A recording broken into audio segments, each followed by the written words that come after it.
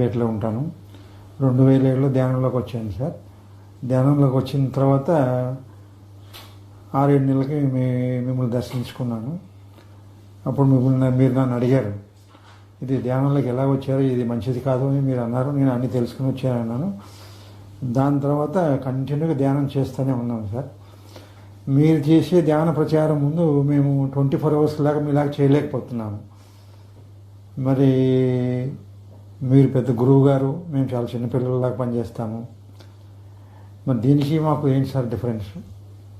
దీనికి ఇప్పుడు మీరు ఇట్లా 24 అవర్స్ జర్నీ చేసి క్లాసులు చెప్పేస్తారు.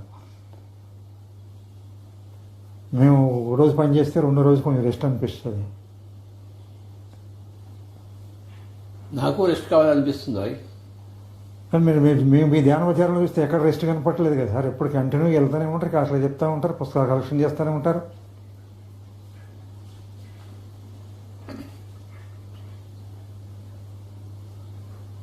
నేను సమయం వేస్ట్ చేయను, సమయాన్ని ఉపయోగించుకుంటాను. ప్రతి క్షణము నాకు ఉపయోగించుకుంటాను. అందరూ అలా ఉపయోగించుకోవాలి. అట్లాగే దేనికోసం ప్రయత్నం చేస్తే అది వస్తుంది మనకి. దేనికోసం ప్రయత్నం చేయకపోతే అది మనకి రాదు. మనం ఏమనుకుంటాము, ఒక్క క్షణమే కదా, కాస్త రెస్ట్ తీసుకుందాం అనిపిస్తుంది. నాకేమనిపిస్తుంది, ఒక్క క్షణం కూడా రెస్ట్ తీసుకోకూడదు, పని చేయాలనిపిస్తుంది.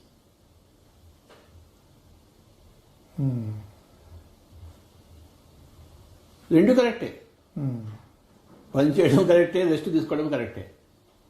కనుక అంత పెద్ద తేడా నాకేం కనపడలేదు. మీరు రెస్ట్ తీసుకోకుండా ఇప్పుడు పని చేస్తూనే ఉంటారు కదా సార్.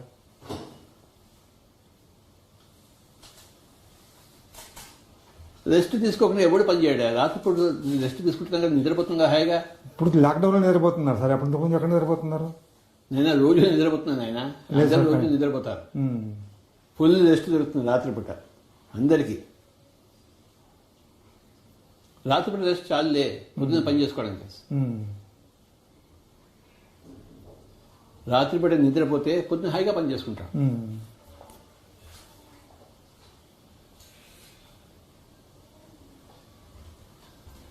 మీరు ఎందుకు వచ్చారు ధ్యానంలోకి చెప్పండి. నాకు లలిత ప్రసాద్ గారు దీనికి ధ్యానం గురించి పరిచయం చేశారు సార్. ధ్యానం బాగుంటుంది రావయ్య అంటే, నేను బాగానే ఉన్నాను కదా అని చెప్పేసి ఇది అవసరమా అన్నట్టుగా లేదు. నువ్వు ధ్యానం చేసి చూడు, ఒక వారం రోజులు చెయ్యి, దాని తర్వాత నీకే తెలుస్తుంది అన్నారు. సరే ఏది బాగానే ఉందని చెప్పేసి ఫస్ట్ డే నేను ఒకటే రోజు క్లాస్కి వెళ్ళాను, ఫుల్ డే క్లాస్ సార్. ఆ రోజే నేను ధ్యానంలో ఎక్కడికో వెళ్ళిపోవడం, తెలుసుకోవటం. దాని తర్వాత నేను ఇమ్మీడియట్గా దీని గురించి డీప్గా తెలుసుకుని, అప్పుడు దాకా నేను డైలీ పూజ చేసేవాడిని. ఆ రోజు నుంచి నేను పూజ మానేశాను. దేవుడు పూజ ఎందుకు మానేసావా? నాకు చేయాలనిపించలేదు సార్. అంతకుముందు ఎందుకు చేసావు పూజ? పెద్దవాళ్ళు చెప్పారు, చేశాను. మా ఫాదర్ చెప్పాడు, దేవుడు ఉన్నాడు, స్నానం చేసి కడిగిలిచి దండం పెట్టుకో, అంతవరకే మనకు చెప్పింది వాళ్ళు. అది ఎందుకు చేయాలి ఏమిటని తెలియలేదు. మా మ్యారేజ్ అయిన తర్వాత మా మేడం నేర్పించడం అవన్నీ రావడంతో పూజా విధానం బాగా పెరిగిపోయింది. ఆ పూజా విధానం చేయగా రుద్ది ధ్యాన మార్గంలోకి వచ్చారని అనుకుంటాను సార్. ఇప్పుడు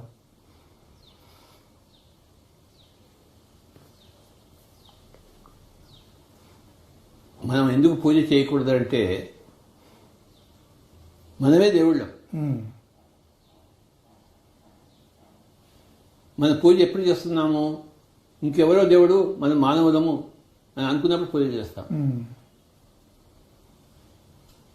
పూజ చేస్తున్న కొద్దీ మనం మానవులమే, పక్క వాళ్ళే దేవుళ్ళు అనే ఆ భావం బలం అవుతూ ఉంటుంది.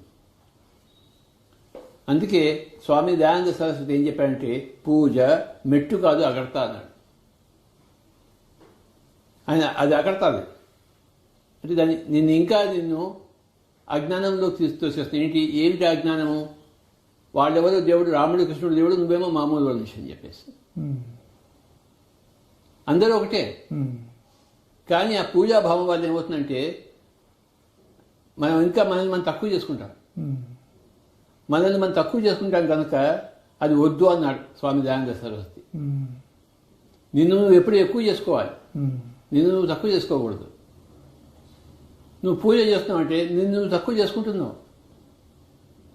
నువ్వు ఎందుకు పనికిరాని వాడివి, నువ్వు చెత్త వెదవు, వాడేమో దేవుళ్ళు వాళ్ళు నీకు అనుగ్రహించలేదు, అప్పుడే నీకు జరుగుతుందని చెప్పేసి. ఉమ్, ఇది మనల్ని మనం తక్కువ చేసే విధానం. ఉమ్, నీకే కాదు, నాకు కూడా చిన్నప్పటి నుంచి అందరూ పూజలే చెప్పారు. ఈ హిందూ దేశంలో అంత పూజలే ఉన్నాయి. ఉమ్, కనుకనే ఆర్య సమాజ స్థాపకుడైన వేద పండితుడైన స్వామి దయానంద సరస్వతి ఒక 150 సంవత్సరాల కిందట ఆర్య సమాజం స్థాపించాడు. ఏమిటి, ఎందుకోసం స్థాపించాడు? పూజలు వద్దు, పూజ అనేది నిన్ను నిర్వీర్యం చేస్తోంది, నేను సవ్వీర్యుని చేయటం లేదు. ఉమ్, కనుక నువ్వు ఎవరినైతే పూజలు చేస్తున్నావో ఆ దేవుడే నువ్వు.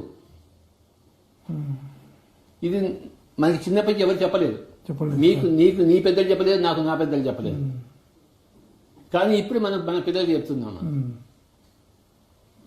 ఏం చెప్తున్నాం మనం? పూజ చాలా నిన్ను నువ్వు తక్కువ చేసుకునే స్టేట్, ధ్యానం నిన్ను ఎక్కువ చేసుకునే స్టేట్. ఉమ్,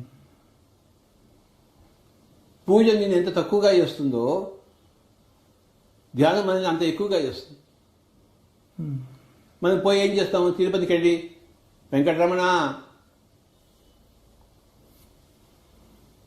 సంకట హరణ నన్ను కాపాడు పాహిమాం అని చేస్తుంటే ఆయనేమో దేవుడు, మనమేమో పనికిరాని వాళ్ళం. ఉమ్, ఆయనేమో పెద్ద దేవుడు వెంకటేశ్వర స్వామి, మనమేమో ఎందుకు చెత్త కాదు మనిషినేమో. కానీ మన పొలో అని పెట్టేసి అన్ని అడుక్కుంటూ ఉంటాం, అవును, గోవింద ఆయన గోవింద. పూజలు చేస్తుంటాం, ఉమ్, పొందు దండాలు పెడుతుంటాం. ఆయన మనలాంటి మనిషే. ఉమ్, ఒక 15 సంవత్సరాల క్రితం ఆయన ధ్యానం చేశాడు. ఇప్పటికీ ఆయన ఉన్నాడు అక్కడే, ఉమ్, ధ్యానం చేస్తూనే ఉన్నాడు ఆయన. మరి ఆయన చేసినట్టు మనం ఎందుకు చేయలేం? ఉమ్, ఒక మనిషి చేసింది ఇంకో మనిషి చేయగలదు కదా. బ్రహ్మాండం చేయగలరు. ఒక మనిషి ఎవరెస్ట్ ఎక్కాడయ్యా, ఇక్కడికి వేస్తారు సార్, ఇంకో మనిషి ఎక్కదాడా? బ్రహ్మాండంగా ఎక్కొచ్చు సార్, ప్రయత్నం చేసి ఎక్కొచ్చు.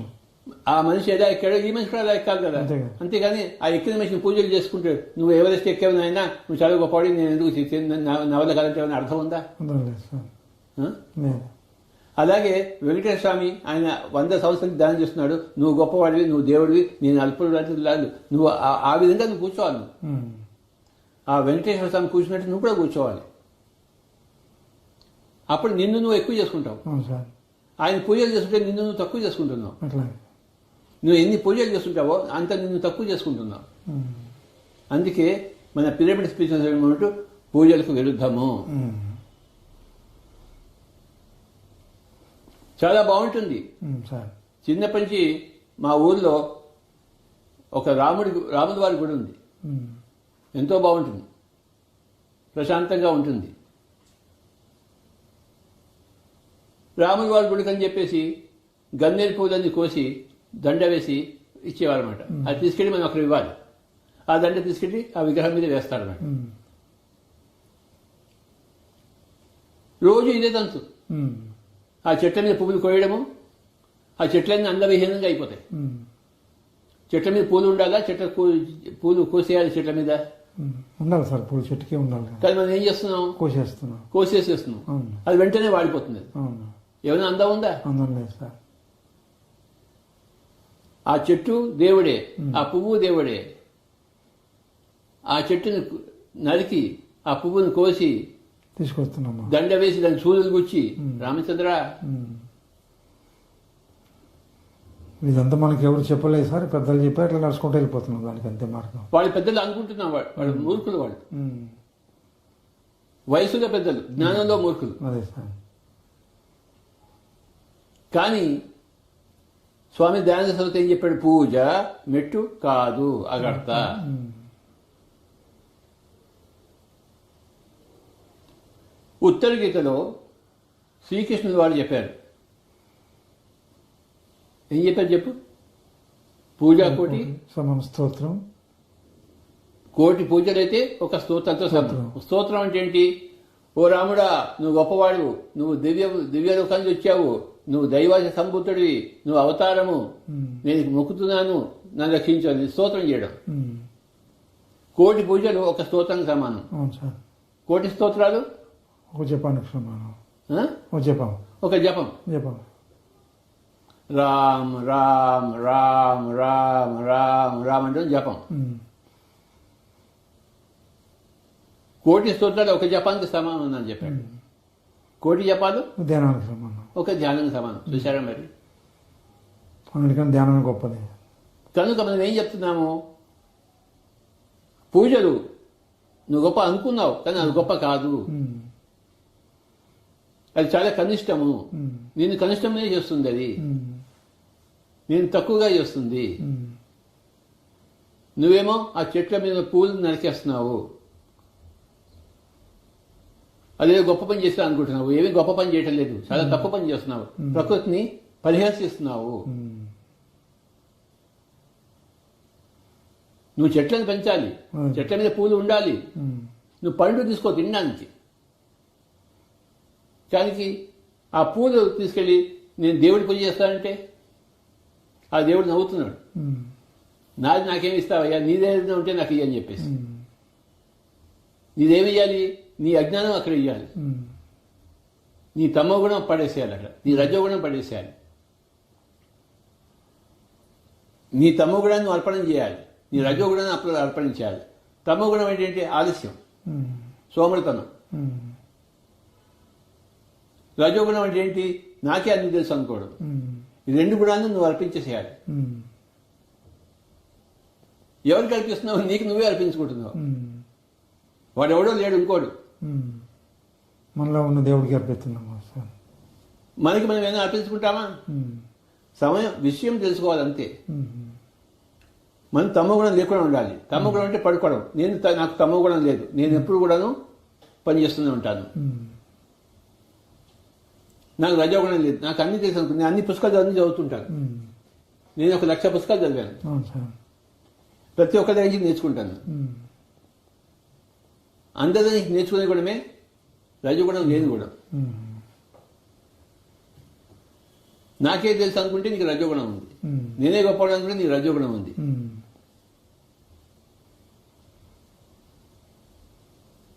ఎక్కువ నిద్రపోతుంటే, పని చేయకుండా ఉంటే తమో గుణం.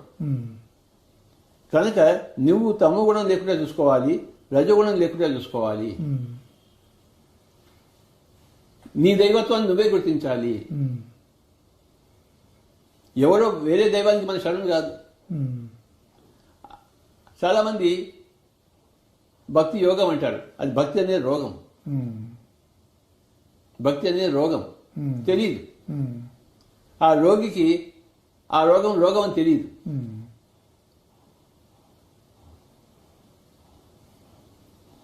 భక్తి రోగము, భక్తి యోగం కాదు. అలాగే స్వామి దయానంద సరస్వతి ఏం చెప్పాడు? పూజ మెట్టు కాదు అకర్త. మనం ఏమంటాం? భక్తి అనేది యోగం కాదు, రోగము. ఇది అందరికీ వికృతంగా అనిపిస్తుంది, విపరీతంగా అనిపిస్తుంది. ఏమిటయ్యా నువ్వు మన హిందూ సంస్కృతికి విరుద్ధంగా ఉన్నావని చెప్పేసి. నేను చెప్పడం కాదు, స్వామి దయానంద సరస్వతి చెప్పాడు. ఏమని? పూజ మెట్టు కాదు అగడత అని చెప్పేసి. సత్యం ఎవరు చెప్పినా ఒకటే. బుద్ధుడు పూజలు చేశాడా? చేయలేదు సార్, చేయలేదు. మరి బుద్ధుడికి బుద్ధి లేదా? ఆయన తెలుసుకున్నాడు, చేయలేదు సార్. ఆయన ధ్యానం చేశాడు కదా సార్. బుద్ధుడు కూడా హిందూ దేశంలోనే పుట్టాడు, హిందువుగానే పెరిగాడు. కానీ ఆయన ధ్యానాన్ని కనుక్కున్నాడు.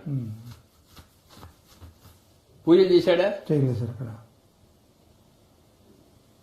పూజలకు విరుద్ధం బుద్ధుడు. నువ్వు ధ్యానం చేయవయ్యా అంటాడు. అదే భగవద్గీతలో చెప్పాడు కృష్ణుడు కూడా, ఉత్తర గీతలో. కోటి పూజలు ఒక స్తోత్రంతో సమానము, కోటి స్తోత్రాలు ఒక జపంతో సమానము, కోటి జపాలు ఒక ధ్యానంతో సమానం. నువ్వు కోటి జపాలు ధ్యానం చేస్తే లయం వస్తుందని చెప్పాడు. లయం అంటే ఏంటి? నీవు నీలో లయం అవుతావు. నీ అజ్ఞానం నీ సుజ్ఞానంలో లయం అవుతుంది. నీ తమోగుణం, నీ రజోగుణము, నీ సాత్విక గుణంలో లయమవుతుంది. నీ శుద్ధ సాత్వికంలో లయమవుతుంది. నీ నిర్గుణంలో లయమవుతుంది.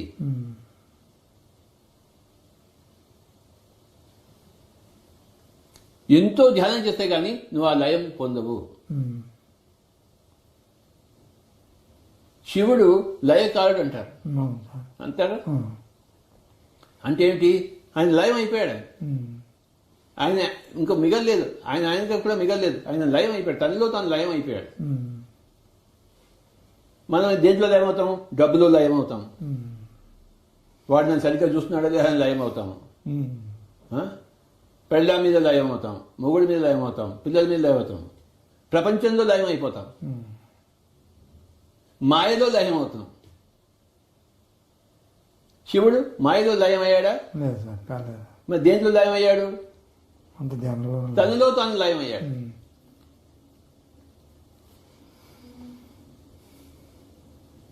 శివుడు దేంట్లో లయం అయ్యాడు?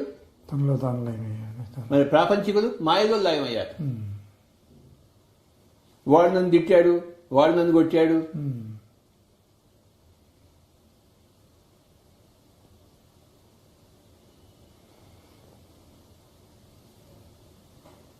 ఇవాళ పొద్దున్న ఒకరిని తిట్టిన ఒకరిని కొట్టి వచ్చాను నేను. ఇవాళ పొద్దునే నేను తిట్టాను, నేను కొట్టాను చెప్పి వాడు బాధపడితే వాడు ఇంకా మాయలో ఉన్నాడు అన్నమాట. అర్థమైందా? నేను ఎప్పుడైనా కొట్టాను? నేను చాలా సార్లు కొట్టాను సార్. కొట్టానా? చాలా సార్లు కొట్టాను. అబద్ధం ఆడకాయ నువ్వు. అబద్ధం ఏం లేదు సార్. మీరు చాలా సార్లు కొట్టే నేనేం ఫీల్ కాలేదు సార్ దాని గురించి. మళ్ళీ అయితే తప్పని కొట్టి ఉంటారు, నేను సరి చేసి ఉంటారు అనుకుంటాను సార్. ఇప్పుడు నేను నిజంగా చెప్పాను, నేను కొట్టాను. నువ్వు ఎంత పెద్ద మనిషి కాదు, నేనేలా కొడతాను? చాలా సార్లు కొట్టారు సార్. పెద్ద ఏముంది సార్, మీరు గురువు, నేను శిష్యుని. నువ్వు బాధపడ్డావా? నేను ఎప్పుడు బాధపడలేదు సార్. నేను ధ్యానం తెలుసుకున్నాను, ధ్యానం చేశాను, అన్ని తెలుసుకున్నాను. నువ్వు బాధపడితే మాయలో లయం అయినట్టు నువ్వు. నేను ఎప్పుడు బాధపడలేదు సార్. నువ్వు బాధపడిపోతే నీలో నువ్వు లయం అయినట్లే. సార్ చిన్న ఒక క్వశ్చన్ అడుగుతాను. అయ్యా, మేము ధ్యానం చేసుకుని అందరికీ ధ్యానం నేర్పిస్తూ ప్రచారం చేస్తాం సార్. 40 రోజులు క్లాసులు పెట్టినప్పుడు స్టార్టింగ్ 150 మంది వస్తారు. 41 రోజుల దాకా 10 మంది, 20 మంది, 30 మంది దాకా ఉంటారు. ఇట్లా జరుగుతుంటుంది. ఏదో ఇమ్మీడియట్గా తెలుసుకోవాలని చెప్పేసి ఏదో మనకి ఏటీఎం కార్డు పెట్టిన డబ్బులు రావాలన్నట్టుగా ఆలోచిస్తారు. తర్వాత డ్రాప్ అయిపోతారు. ఎందుకు సార్ జనాల కారణం ఇది? బాబు, అందరు నీలా ఉండరయ్యా. భగవద్గీత ఒక శ్లోకం ఉంది, మనుష్యాణం సహస్రేషు కశ్చిత్ యతతి సిద్ధయే యతతామపి సిద్ధానాం కశ్చిన్ మాం వేత్తి తత్వతః. అంటే వేల కొద్ది మనుషులో కొంతమందికి పర్ఫెక్షన్ కావాలి. అలాంటి కొద్ది మనుషులో కొంతమంది లయం అయిపోతారు, తమలో తాము చేరిపోతారని చెప్పాడు. కనుక నువ్వు పర్ఫెక్షన్ కోసం ఉన్నావు కనుక నువ్వు అందులో ఉన్నావు. అందరూ మెల్లిగా వస్తారు, తొందర ఏముంది? ఈ జన్మలో కనుక ఇంకో జన్మలో వస్తారు. నువ్వు గత జన్మలో ధ్యానం అయ్యావా? మరి అప్పుడు ఎందుకు కాలేదు నువ్వు? చెప్పేవాళ్ళు ఎవరు లేకపోవడం. మరి నువ్వు గత జన్మలో ఉన్నట్టే ఇప్పుడు వాళ్ళు ఈ జన్మలో ఉన్నారు. తేడా ఏముంది? వాళ్ళు వచ్చే జన్మలో అవుతారు. ఏమీ పర్వాలేదు నాయన. వచ్చిన వాళ్ళు వచ్చినట్టు లెక్క, రాని వాళ్ళు వస్తారని లెక్క. ఈ జన్మలో రాని వాళ్ళు వచ్చే జన్మలో వస్తారు. ఆ జన్మలో రాకపోతే ఇంకో జన్మలో వస్తారు. పైలోకంలో సమయమే లేదు. ఈ కింది లోకంలో సమయం ఉంది, పైలోకంలో సమయం లేదు.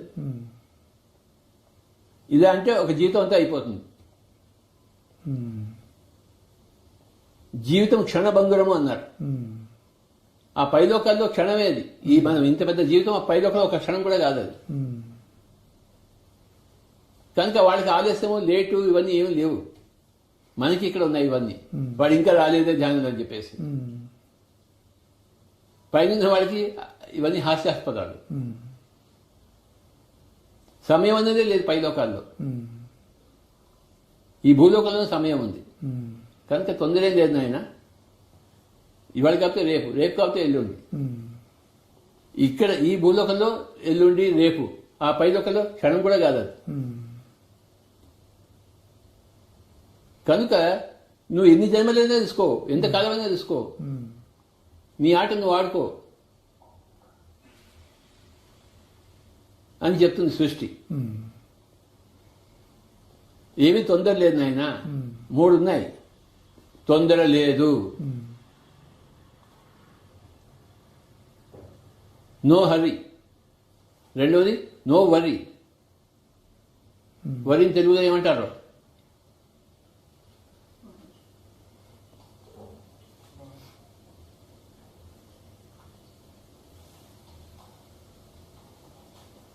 సరే, తెలుగులో అది వరి అనుకుందామా. ఉమ్.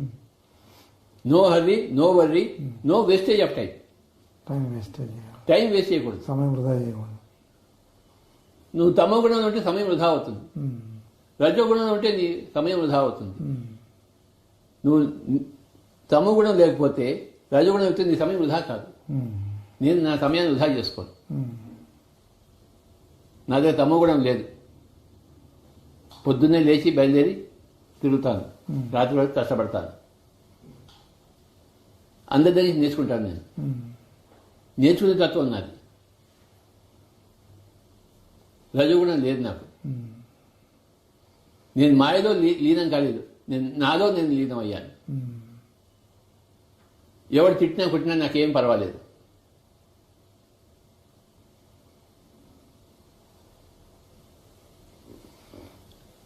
సార్ మరి మీరు ఏ క్లాస్ చెప్పినా శాకాహారం గురించి చెప్తారు కదా సార్. మేము శాకాహార ర్యాలీలు చాలా అనంతంగా చేశాము. ఇప్పుడు ఒక 120 పైన చేసి ఉంటాను నేను తిరిగి. నువ్వు బ్రహ్మాండంగా చేశావు నాయన. మాస్టర్స్ అందరూ చాలా మంది చేస్తుంటారు సార్. పాంప్లెట్లు పంచుతాము, చదువుతారు, పడేస్తారు. కొంతమంది తెలుసుకుంటారు, మరి కొంతమంది దీనివల్ల మరి మార్పు వస్తుందని నేను అనుకుంటున్నాను సార్. మార్పు రాకుండా ఎప్పుడూ ఉండదు. యా. ప్రపంచం ఎప్పుడు మారుతూనే ఉంటుంది. ఉమ్. మారకుండా ఉంటుందా ప్రపంచం? మారుతుంటుంది సార్. ఆ? మారుతుంటుంది.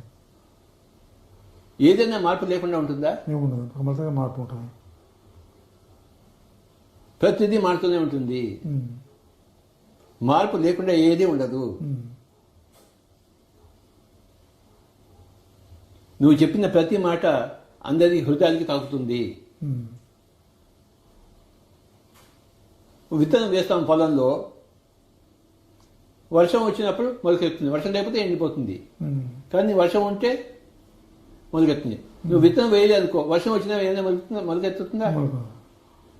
నువ్వు విత్తనం వేయడమే నీ పని. ఉమ్. వర్షం నీ సృష్టి పని. నువ్వేం వర్షాన్ని సృష్టిస్తావేంటి? చేయలేము కదా సార్. కానీ నువ్వు విత్తనాన్ని వేయవచ్చు కదా. వేయాలి, కంపల్సరీగా వేయాలి. నువ్వు విత్తనం వేయలేదనుకో, వర్షం వచ్చినా అక్కడ ఏముంది మొలకెత్తడానికి? ఉపయోగం లేదు కదా. మన పని ఏంటంటే మనం విత్తనాలు వేస్తూనే ఉండడము, అందరికి చెప్తూనే ఉండడం, మా పాంఫ్లెట్ పంచుతూనే ఉండడము, పంచుతూనే ఉంటాను. మనం చెప్పవలసింది చెప్తూనే ఉండడము. నువ్వు శాకాహారి కాని ఆయన, ధ్యానం చేయని ఆయన, ఇవి 2 విషయాలు. ఉమ్.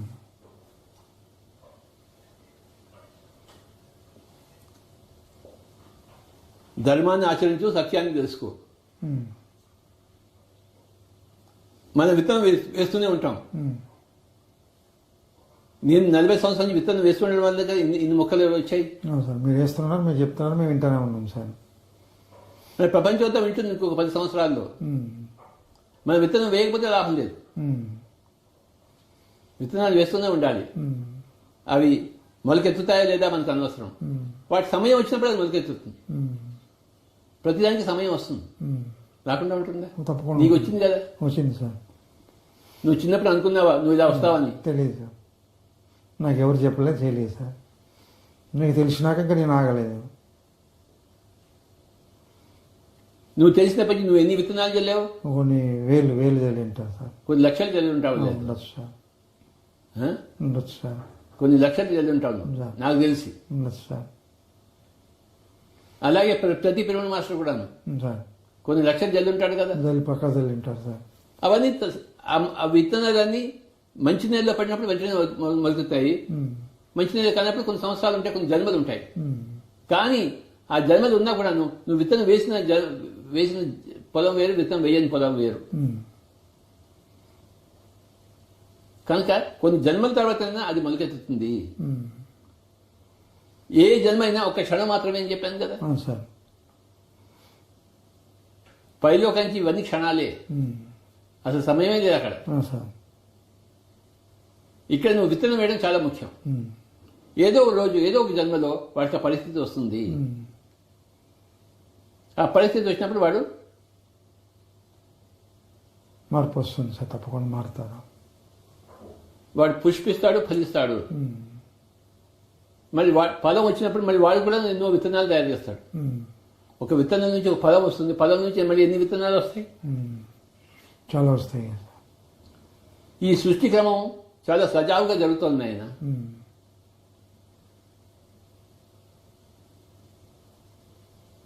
ఉర్దూలో ఒక స్టేట్మెంట్ ఉంది, ఖుదాకి దునియా మే నా దేర్ హై నా అంధేర్ హై. అంటే దేవుని రాజ్యంలో ఆలస్యం అనేది ఎక్కడా లేదు, అంధకారం అంతకన్నా లేదు. నువ్వు ఇది ఆలస్యం అనుకున్నావా, అంధకారం ఉందా అనుకుంటే అది భూలోకం నుంచి దృష్టి, అది పైలోకం దృష్టి అయితే అక్కడ దేరు ఆలస్యం లేదు, అంధకారం లేదు, అన్ని సజావుగా జరుగుతున్నాయి. ఎవరికి ఎలా జరగాలో అలా జరుగుతోంది. ఎవడు ఏ స్థితిలో ఉంటాడో ఆ స్థితిని పొందుతున్నాడు, ఆ కార్యక్రమాలు చేస్తున్నాడు. అందరూ దేవుళ్ళే కదా, నువ్వు ఒకటి దేవుడివి, అందరూ ఉన్నారు సార్. మరి అందరూ దేవుడు లేనప్పుడు వాడి ఇష్టం ప్రకారం వాడిని చేస్తే జీవించాలి కదా. అంతే సార్.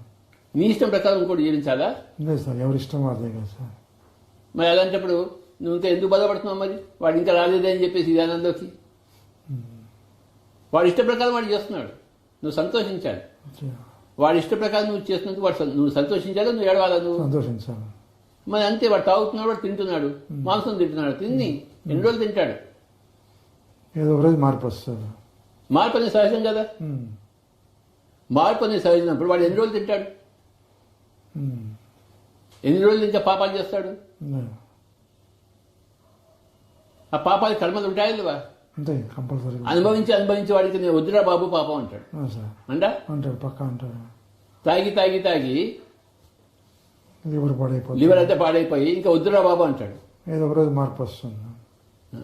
సిగరెట్ తాగి తాగి ఊపిరితిత్తులన్నీ పోయి బాధలు పడి ఏమంటాడు వాడు? వద్దురా బాబు అంటాడు. అంటాడా? అంటాడు. ఏమంటాడు చెప్పు? వద్దు బాబు అంటాడు. వద్దురా బాబు అంటాడు. ఆ పరిస్థితి వస్తుందా లేదా? వస్తుంది సార్, తప్పకుండా వస్తుంది. రాకుండా ఎవరికైనా ఉంటుందా? ఎవరికీ ఉండదు సార్. వద్దురా బాబు అంటాడు. అప్పుడు పైలోక వాసులు ఏమంటారు? తథాస్తు అంటాడు. వద్దు లేదు, ఇంక చాలే అంటారు. నేను ఇంకా తాగలినప్పుడు తథాస్తు అంటారు. తాగు నాయన అని చెప్పేసి. ఎందుకంటే నీ ఇష్ట ప్రకారం నువ్వు చేయాలి కదా. అవును సార్. పైన ఉన్న వాళ్ళు తథాస్తు దేవతలు అంటారు. తథాస్తు అంటే ఏమిటి? ఆశీర్వాదం అంటే కాదు. తథా ఆ విధంగానే ఉండు. తథాస్తు అంటే ఆ విధంగానే ఉండు. నేను తాగాలి, ఆ విధంగానే ఉండు. నేను వాడిని చంపాలి, పొడవాలి, ఆ విధంగానే చేయి. పొడు, చంపు, నరుకు. నీ కోరిక నువ్వు తీర్చుకో, దాని ఫలితం అనుభవించు.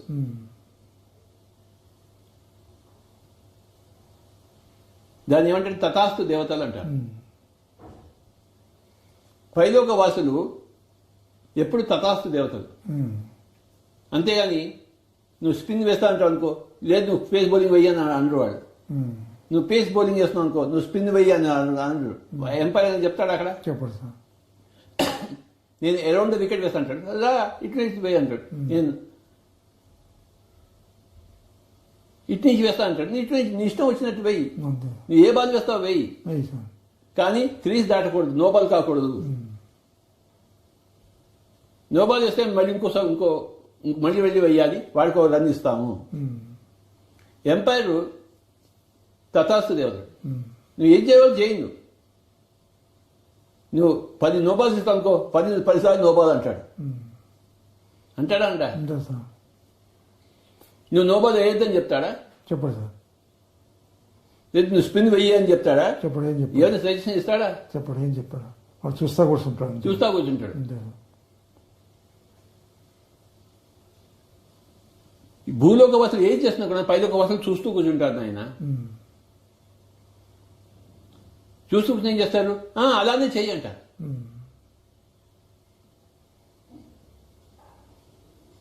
నువ్వు మొగుడిని వదిలిపెట్టేసారా? వదిలిపెట్టేసే అంటారు. పెళ్ళాన్ని వదిలిపెట్టేసేవా? వదిలిపెట్టేసే అంటారు. నువ్వు ఆత్మహత్య చేసుకుంటావు అనుకున్నాను, అందరు పురుగు మందు లాగి చేసుకోను ఆయన అంటారు. వాళ్ళు ఎవరు? నువ్వు చేపారా? ఆపాలి కదా. మరి వీడు పిచ్చి పని చేస్తుంటే వాళ్ళు చేపాలి కదా. అప్పుడు కదా సార్, వాడు నోబాల్ చేస్తుంటే ఎంపైర్ చాపాలి కదా, అప్పుడు సార్, ఆపుతాడా? అప్పుడు వేసుకో నోబాల్ వేసుకో అంటాడు. ఇలా చూస్తుంటాడు వాడు, అంతే. వాడు ఫీజు దాటాడు కదా, నోబాల్ ఇలా అంటాడు, అంతే. నువ్వు ఆత్మహత్య చేసుకున్నావు అనుకో, చేసుకొని ఇస్తాడు, చేసుకొని చెప్తాడు నువ్వు ఇంకో జన్మ ఎత్తాలి దీనికోసం, ఒక జన్మ నువ్వు ఫెయిల్ అయిపోయావు, నువ్వు వేసిన నోబాలే అది, నీ కౌంట్ కాలేదు, నువ్వు ఇంకో బాల్ వేయాల్సిందే అంటాడు. ఈ జన్మ నీ కౌంట్ కాలేదు, నువ్వు ఆత్మహత్య చేసుకున్నావు కదా అంటే 3 దాటావు, దీనికన్నా ఇంకో జన్మ ఎక్స్ట్రా జన్మ వస్తుంది నీకు. సార్ ఇప్పుడు చాలా మంది పిరమిడ్లు కట్టారు సార్, నేను చాలా ఊర్లలో చూశాను, సిటీలో చూశాను. కట్టేసి దానికి ధ్యానం చేయకుండా కూడా వదిలేసినవి ఉన్నాయి. కొంతమంది కడదామని రెడీ అయితే భార్య వద్దంటాం, భర్త వద్దంటాం, ఇది జరుగుతుంది. ఎవరు ఏం చేసినా ఒకటే నాయన, వాడు ఎలా చేసా ఇలా చేసా నీకెందుకు గోలా? ఇప్పుడు కడదామని ముందుకు వస్తారు సార్, వెనకాల ఎవరు లాగేస్తారు, ఆగిపోతున్నాయి అట్లానే. బాబు ఇంకో జన్మలు తీసుకుంటా, తొందర ఏమిటి నీకు? నీకు తొందర ఏమిటాయా? వాళ్ళు ఇలా ఉండాలి అలా ఉండాలి, నీకెందుకు గోలా? నువ్వు చేసే పని చెయ్యి, అందరితో ఆపుకో. వాళ్ళ గురించి నువ్వు ఆలోచించమాక. వాళ్ళ గురించి నువ్వు ఆలోచిస్తే నీ సమయాన్ని వృధా చేస్తున్నావు. నేను ఎప్పుడు ఇంకోటి గురించి ఆలోచించను, నా సమయాన్ని వృధా పరచుకోను. నా సమయం పని కోసం ఉంది, వృధా ఆలోచనల కోసం కాదు. పక్క వాళ్ళని దుయ్యబట్టడం కోసం నా సమయం కాదు.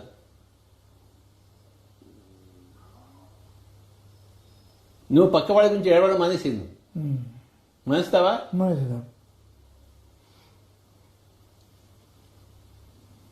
ఇంకా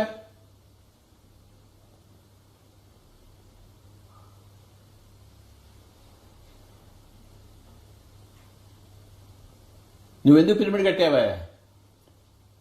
పిరమిడ్ కట్టాలంటే మేము ధ్యానం చేస్తున్నాం, బాగా నా దాకా ఎనర్జీ తీసుకోవాలి, మా మేడం పిరమిడ్ కడదామన్నది.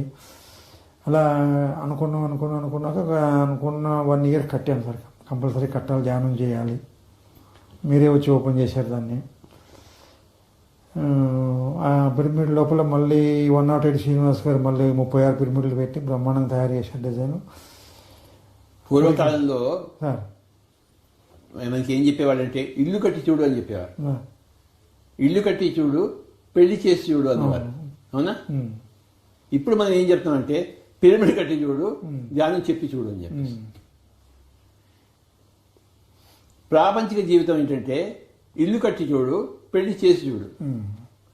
ఇల్లు కట్టడం అంటే ఏంటి? నువ్వు ఎంతో డబ్బు సంపాదించాలి, అవునా?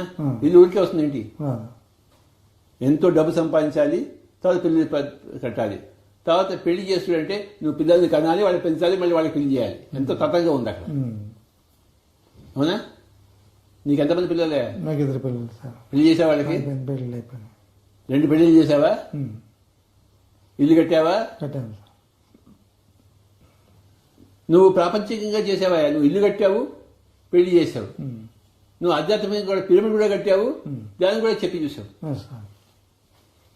నువ్వు 2 పూర్తి కంప్లీట్ మ్యాన్ అయ్యా. నువ్వు ఇవాళ కంప్లీట్ మ్యాన్. ఇల్లు కట్టి చూడు, పెళ్లి చేసి చూడు అన్నారు, అది చేసావు నువ్వు. పిరమిడ్ కట్టి చూడు, ధ్యానం చెప్పి చూడని మనం అంటున్నాము, అది కూడా 2 చేసావా నువ్వు 2 కూడా పూర్తిగా చేసావు. ఇటు ప్రాపంచికంగా సక్సెస్ఫుల్, ఇటు ఆధ్యాత్మికంగా సక్సెస్ఫుల్. ఇవాళ కంప్లీట్ మ్యాన్ వెంకటేశ్వరరావు గారు. ప్రతిసారి ఆశీర్వాదం, గురువుగారి దయ ఉంటే, ఆశీర్వాదం ఉంటే అన్నీ అయిపోతాయి సార్. అది ఇల్లు కట్టి తీరాలి ప్రాపంచికుడు, అవునా కదా? పెళ్లి చేసి చూడాలి కదా. పిల్లల్ని పుట్టించి వదిలిపెట్టేస్తామా? పెంచి పెద్ద చేసి వాళ్ళు పెళ్లి చేయాలా వద్దా? చేయాలి, చదివించాలి, చదివి పెళ్లి చేయాలి. గృహస్థాశ్రమ ధర్మం ఉందా లేదా? కనుక గృహస్థాశ్రమంలో వాడు ఇల్లు కట్టాలి.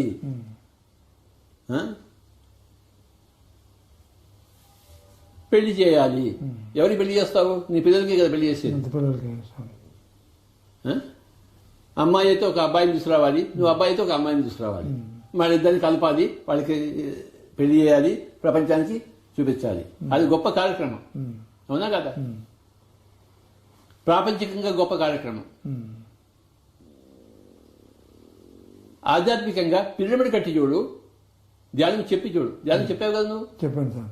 పిరమిడ్ కూడా కట్టావు కదా. కట్టాము. నువ్వు ఇల్లు కట్టావు, పెళ్లి చేసావు, పిరమిడ్ కట్టావు, ధ్యానం చెప్పావు. 2 పిరమిడ్లు కట్టాను సార్. 2 పిరమిడ్ కట్టావా? మా ఊర్లో కట్టాను, మా ఇంటి మీద కట్టాను. వాయాబో, మీ ఊరు ఏదే? అది గుంటూరు జిల్లా రేపల తాలూకా మంత్రిపాలెం సార్. మా ఊరు పిరమిడ్ మీరు చూశారు? చూసానా? చూశారు సార్. మీ ఊరు వచ్చానా? నేను లేకుండా మీరు వచ్చి వెళ్ళిపోయారు. రేపల దాకా వచ్చి ఉల్లిపాలెం వచ్చి చూడడానికి వచ్చారు, నైట్ వచ్చారండి. ఓహో,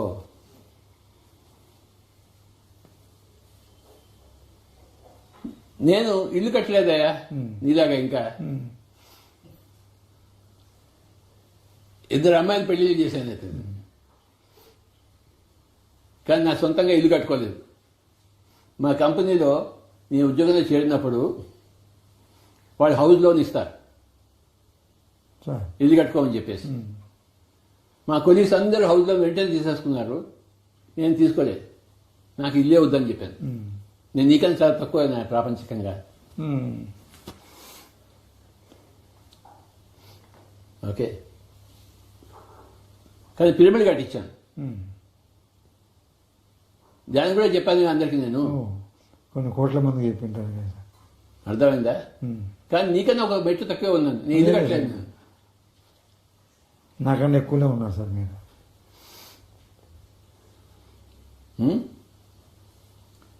మా కొలీగ్స్ అంతా ఇల్లు కట్టుకున్నారు. 3 సంవత్సరాలు ఉద్యోగం చేస్తే వాళ్ళు లోన్ వచ్చేస్తుంది. నాకు 10 సంవత్సరాలు నేను లోన్ తీసుకోలేదు. నాకు వద్దు బాబు, నీ లోన్ వద్దు, నువ్వు వద్దు. ధ్యానం రాకముందు నేను కూడాను ఇన్సూరెన్స్ పాలసీ తీసుకున్నాను.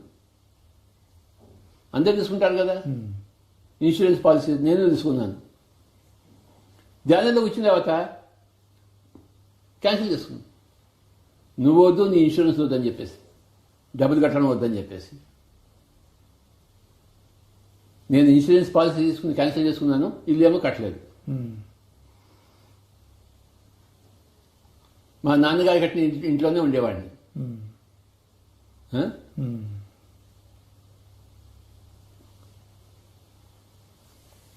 ఏం చేయమంటావు? నేను ఎట్లా చెప్తాను సార్ మీకు? మీరే మా అందరికీ మార్గదర్శకుడు, నేను ఇలా చెప్తాను మీకు. నువ్వు ఇలా చెప్పాలి. ఏం పర్వాలేదు స్వామి, తొందర లేదు, వచ్చే జన్మలో ఇల్లు కట్టాలని చెప్పాలి నువ్వు. ఇదే ఆఖరి జన్మ అన్నారు కదా సార్, ఇంక జన్మే ఉంది మీకు. ఇంకా ఇంకోటి ఎవరిది ఆఖరి జన్మ కాదు, అందరు జన్మలు ఎత్తునే ఉంటారు. ఆఖరి జన్మ కాన్సెప్టే రాంగ్ అది. నువ్వు ఇడ్లీ తింటున్నావు, ఇది ఆఖరి ఇడ్లీ అని చెప్తావా? చెప్పలేం కదా సార్. మళ్ళీ మళ్ళీ ఇడ్లీ తింటావు లేదా? తింటాం కదా సార్. మళ్ళీ ఆఖరి జన్మ ఏంటి? ఆఖరి ఇడ్లీ లేదు, ఆఖరి జన్మ కూడా లేదు నాయన. ఇది అందరిని భయపట్టించడం కోసం. లేకపోతే ఇప్పుడు ఏదైనా పని చేయడం కోసం 4 ఉంటాయి: సామము, దానము, దండము, భేదము. మంచి మాట చెప్తాం, ధ్యానం చేయవయ్యా అని చెప్తాం. వాడు వినకపోతే ఏం చెప్తాం? నువ్వు ధ్యానం చేస్తే ఈ జన్మ ఆఖరి జన్మ అవుతుంది అని చెప్పేసి దానం చేసేస్తాం. బిస్కెట్ పెడతాం వాడికి. వాడు బిస్కెట్ కోసం ధ్యానం చేస్తాడు. ఓహో ఆఖరి జన్మ అవుతుందని చెప్పేసి. తర్వాత మళ్ళీ వాడికి చెప్తాం ఆఖరి జన్మ లేదని చెప్తాను మేడం. మాయమాటని చెప్తాం. దండం, నువ్వు ధ్యానం చేయకపోతే నరకానికి వెళ్తావు. అబ్బో నరకం వద్దని చెప్పేసి వాడు ధ్యానం చేస్తాడు. ఓకే. భేదం, భేదం అంటే ఏంటి? నువ్వు ధ్యానం చెప్తే నేను నీతో మాట్లాడు. మా ఇంట్లో వాళ్ళు ధ్యానం చేయరు. మా ఇంటి పక్కనే మా పెద్దక్క ఉంటుంది. ఆవిడ బాగా పూజలు చేస్తుంది. వాళ్ళ ఇంట్లో పూజలు చేస్తుంటారు. కనుక నేను వాళ్ళకి దూరం అయిపోయాను. భేదం, నాకు వాళ్ళకి సంబంధం లేదు, వాళ్ళకి నాకు సంబంధం లేదు. నువ్వెవరు, నేనెవరు. పక్కింట్లోనే ఉంటారు. 20 సంవత్సరాలు అయిపోయింది, కానీ నేను వెళ్ళను. నేను మీ ఇంటికి వస్తాను, కానీ మా అక్క వాళ్ళ ఇంటికి వెళ్ళను. మీ ఇంటికి వచ్చానా? చాలా సార్లు వచ్చాను సార్. మరి మా అక్క వాళ్ళ ఇంటికి నేను ఎందుకు వెళ్ళలేదు? భేదం అవుతుంది సార్. ఇప్పుడు పూజ ధ్యానం చేయరు, అందుకోసం వెళ్ళట్లే. భేదం, నువ్వెవరు, నేనెవరు. నువ్వు నాకు దగ్గర, మా అక్క నాకు దూరం. మా అక్క ఎందుకు దూరం అయిపోయింది? ధ్యానం చేసి పూజలు చేస్తుంది. అది సంగతి. అది భేదోపాయము. నీకు నాకు సంబంధం లేదు. 4 ఉపాయాలు ఉన్నాయి: సామము, దానము, దండము భేదం. సామం అంటే ఒక మంచి మాట చెప్తాం, పూజలు వద్దు నాయనా, మాంసం తినద్దు నాయనా, డాక్టర్ దగ్గర పోవద్దు నాయనా, సామం చెప్తాం. దానం అంటే ఏంటి? నువ్వు పూజ చేయడం మానేస్తే నీకు బిస్కెట్ ఇస్తాను, నువ్వు డాక్టర్ దగ్గర పోవడం మానేస్తే నీకు ఐస్ క్రీమ్ కొనిస్తాను, నువ్వు మాంసం తినడం మానేస్తే నీకు సినిమా చూపిస్తాను, ఎన్టీఆర్ సినిమా, నాగేశ్వరరావు సినిమా చూపిస్తాను. అంటే ఏంటి? దానం చేసి దాన్ని చెప్తున్నాను. నెక్స్ట్ లెవెల్ ఏంటి? దండం. చూడు నాయన, నువ్వు పూజ చేసావనుకో నీ జీవితంతో వ్యర్థమైపోతుంది, మనం తిడతాం అట్లా. మాంసం తిన్నానుకో నీకు రోగాలు వస్తాయి. వస్తాయి రావా? వస్తాయి. ఆ రోగాలుగా నీకు దండం. నువ్వు డాక్టర్ దగ్గర వెళ్తే మందులు తింటే నువ్వు ఇంకా రోగం నీ శరీరం క్షీణించిపోతుంది అని చెప్తాం కదా. వాడు ఎప్పటికీ వెళ్ళాదనుకో నీకు నాకు సంబంధం లేదు నాయన, నువ్వు వేరే నేను వేరే, నువ్వు నా మాట వినాను వద్దు, నేను నీకు చెప్పాను వద్దు, బాయ్ బాయ్ టాటా బాయ్. మా అక్కగారికి నేను టాటా బాయ్ బాయ్ చెప్పాను. చిన్నప్పటి నుంచి వాళ్ళ దగ్గర నేను పెరిగాను, మా అక్కగారి దగ్గర నేను టాటా బాయ్ చెప్పాల్సి వచ్చింది. ఎందుకంటే ఎన్ని చెప్పినా వాళ్ళు ఏమి వింటాం లేదు. భేదం. నువ్వు కూడా నా మాట వెళ్ళి అనుకో నీతో కూడా భేదం పో. వినకపోవడం అని ఉండదు సార్, మీరు చెప్పింది మీ మాటే మాకు వేదం సార్, అంతే. ఇంకా సామ దాన దండ భేదోపాయాలు 4 ఉపాయాలు ఉన్నాయి.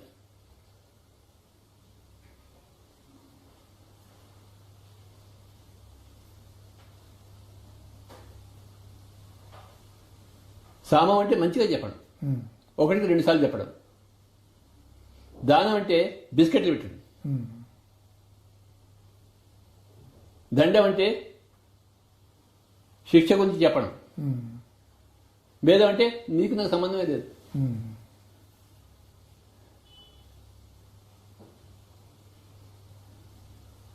భేదోపాయం అన్నిటికన్నా పెద్దది, అది ఆఖరి రిసార్ట్. అంతవరకు నీకు నాకు సంబంధాలు ఉన్నాయి, కానీ భేదంలో నీకు నాకు సంబంధం లేదు. తెగిపోతాయి సంబంధాలు, తెగిపోతాయి. నువ్వు నా సొంత తండ్రి, కానీ నీకు నాకు సంబంధం లేదు. ఎందుకంటే ఎంత చెప్పినా నువ్వు వింటం లేదు. మా అమ్మగారికి నేను చెప్తూనే ఉండేవాడిని ధ్యానం చేయని చెప్పేసి. ఆవిడ నా చేత పుస్తకాలు చదివించుకునేది కానీ ధ్యానం చేసేది కాదు. ఇలా కొన్ని సంవత్సరాలు జరిగిపోయాయి. ఒకరోజు 20 సంవత్సరాల తర్వాత, అంటే నేను ధ్యానం మొదలుపెట్టిన 20 సంవత్సరాల తర్వాత, నేను 75లో వచ్చాను అనుకో, 95 చెప్పండి, నేను 79లో ఓ 10-15 సంవత్సరాల తర్వాత 80-85లో మా అమ్మగారు వచ్చి నా పక్కన కూర్చున్నారు. ఏమిటి ఇవాళ నా వచ్చి పక్కన కూర్చున్నామని అడిగాను. అంది. ఏంటా అంటే నేను ఇవాళ డెసిషన్ తీసుకున్నాను అని చెప్పింది. ఏంటి డెసిషన్ అంటే పూజలు మానేస్తున్నాను, ధ్యానం మొదలు పెడుతున్నాను అని చెప్పింది.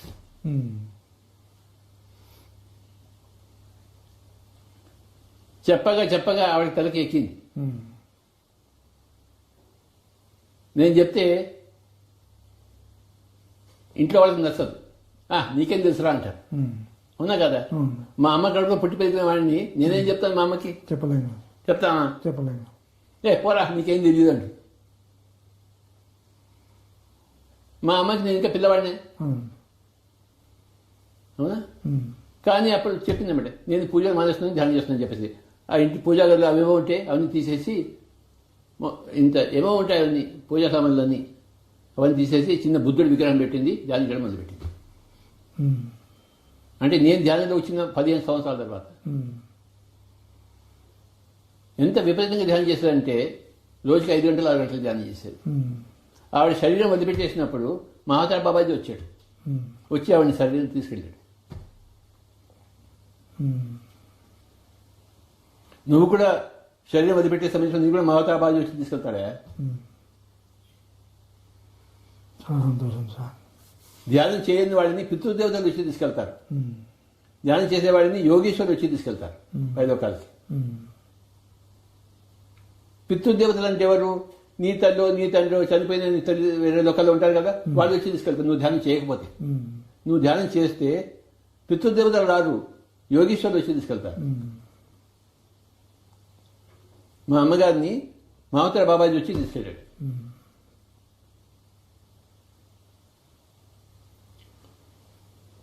పూజ మెట్టు కాదు అగడతా అని తెలుసుకోవాలి మనం.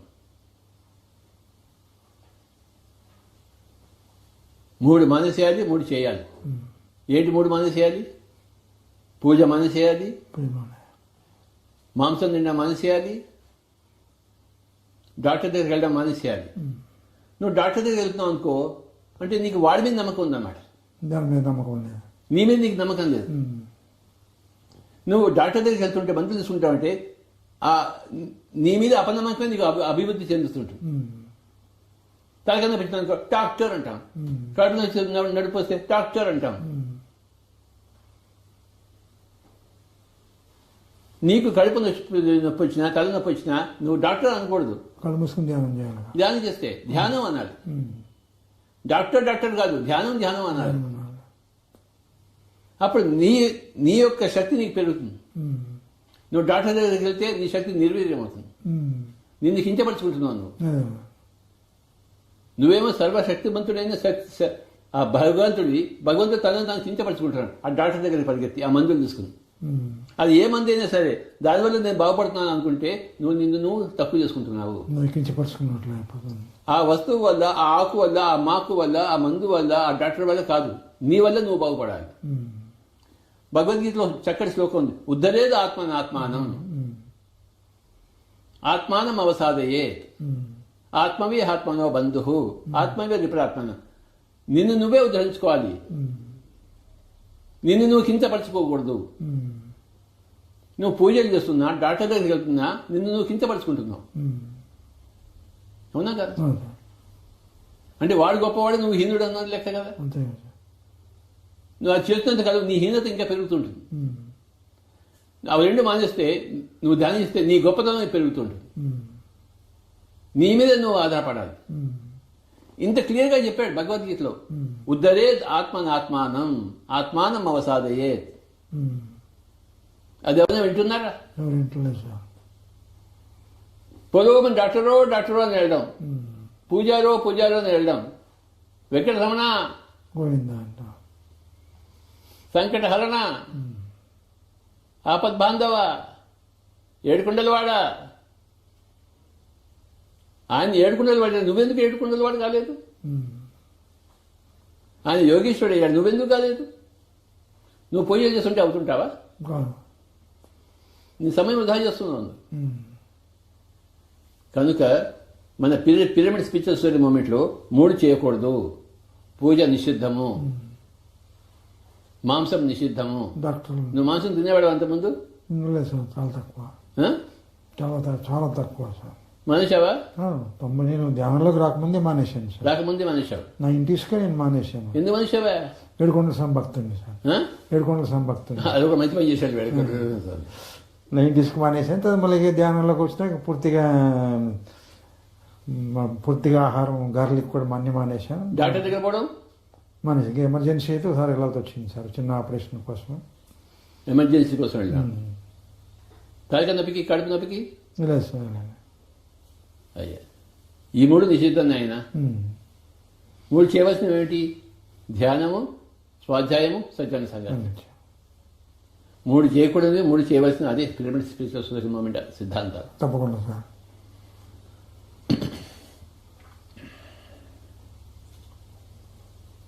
మొత్తం మీద నువ్వు కంప్లీట్ మ్యాన్ అయ్యా. గురువుగారి ఆశీర్వాదం సార్. నువ్వు జీవితాన్ని అన్ని సాధించావు, ప్రాపంచికంగా సాధించావు, ఆధ్యాత్మికంగా సాధించావు. నువ్వు ఇంకా పోవచ్చు పైగా ఒకరికి. మీ ఇష్టం సార్, మీరు ఎప్పుడు పంపిస్తారో పంపించేది, వెళ్ళిపోతాం. ఈ శరీరం ఉంచుకుంటారా పంపించుకుంటారా మీ ఇష్టం. ఈ శరీరం ఉన్నదే సేవ చేయడానికి. మీరు ఏ రోజు ఇష్టమా? మీ ఇష్టం సార్, మీ ఇష్టమే. అయితే ఇంకో 100 సంవత్సరాలు ఉండాలి. తప్పకుండా మీ కడతాల్లోనే చెప్పాను సార్. కడతాల్లోనే మీరు మనం లైబ్రరీలో కూర్చోబెట్టినప్పుడు చెప్పాను సార్, ఈ శరీరం మీకు సరెండరు, మీరు ఉంచుకుంటారా పైకి పంపించుకుంటారా మీ ఇష్టం, నేను సేవ చేయడానికే ఉన్నా నేను.